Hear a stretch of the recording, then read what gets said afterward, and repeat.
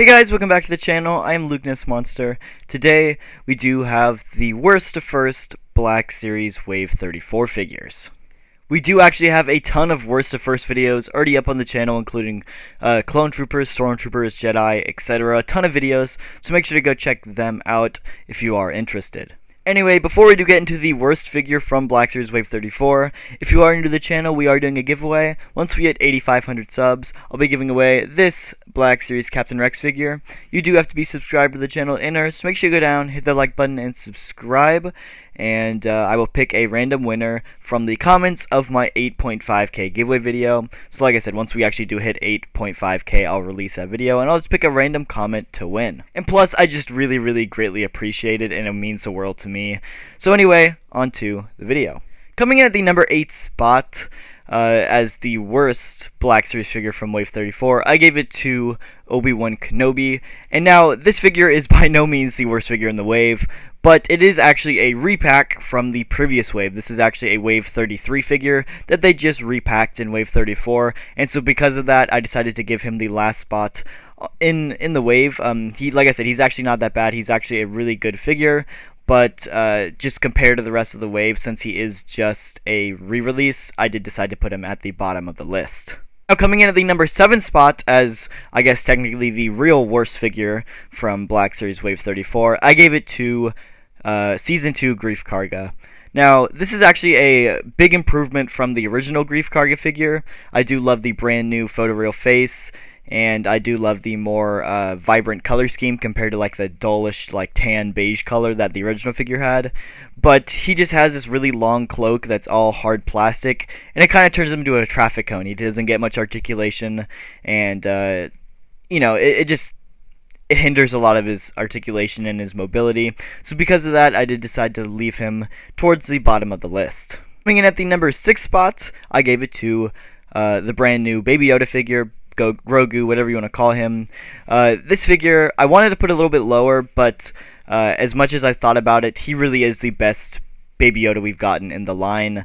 I love the sitting down pose compared to all the other ones. He's standing up, so I do love the sitting down crisscross applesauce pose. He also does come with hands that can actually hold the accessories. That is a huge improvement from the previous versions, and of course it does come with like the necklace and some other accessories, along with the best pram we've gotten in the line. So he is definitely a huge improvement compared to the last versions of Grogu that we've gotten, but the reason he's so far down the list, he's just so overpriced. This one figure is a $25 figure, and it's just not justified, you know? Like, I think it's great, and I think it's the best version of Baby Yoda we've ever gotten, but I still have a hard time paying $25 for it. Coming in at the number 5 spot, I actually gave it to the Grand Inquisitor.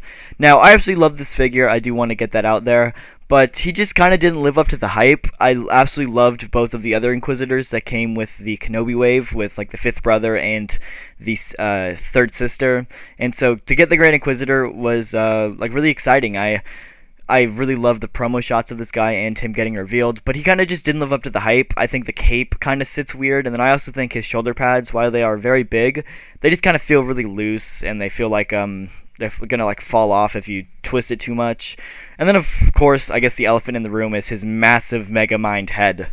It's just really big, and I know that's how the show had it, but it's still just abnormally large, and it's a little hard to get around. But other than that, I still absolutely love this figure. Even though he comes in at the number 5 spot, he is still one of my favorites. And at the number 4 spot, I gave it to Axe Wolves. This figure really surprised me. I did not have a lot of hopes for him. I don't know. He doesn't really do anything for me when I first saw him.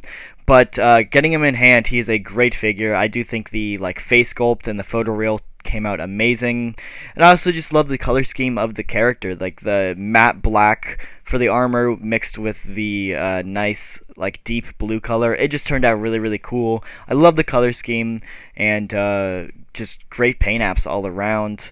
Overall, it is a great figure, great articulation. It is mainly reused from the Death Watch Mandalorian figure, in I believe it was 2 waves ago, but the reuse is justified, and it makes for a really good figure. Coming in at the number 3 spot, I actually gave it to Migs Mayfield. This one really surprised me, and I was not expecting to put him this high on the list, but he came out awesome. I love the brand new Migs Mayfield head. It looks so much more like Bill Burr than the original head. It's a big improvement. And he comes with a ton of accessories with weapon storage. He comes with 4 blasters plus a backpack with another blaster, so technically 5 blasters. Most figures don't come with that many accessories, so that is a huge bonus, but he comes with weapon storage for all of them as well, which is great because you're not going to lose any of the accessories, which I absolutely love. I'm a huge fan of weapon storage, and I'm really glad they included it all. Plus, he has the brand new pinless jointed body, which I absolutely love as well. Great articulation overall, and all around a solid figure. In the number 2 spot, I gave it to Ayla Sakura. This figure really surprised me as well. Unfortunately, they did have to reuse Aura Singh's legs. The feet are brand new, but the legs themselves are reused, which means that it doesn't have the pinless joints that I would have liked, but it gets the job done, and it still looks really solid as well. So I'm not complaining too much about it because I think it turned out great. And then I just absolutely love what they did with the rest of the figure. Great articulation, great body mold, great paint apps, great photoreal. Everything's really solid about this figure, and I think it turned out great, and definitely one of my favorites from the wave. And then coming at number 1 spot, I bet a lot of people guessed this, but I gave it to, of course, Season 7 Darth Maul from the Clone Wars, and this figure is incredible. The brand new robotic legs look awesome, and they really get the job done because they're just great. Pinless look all the way around.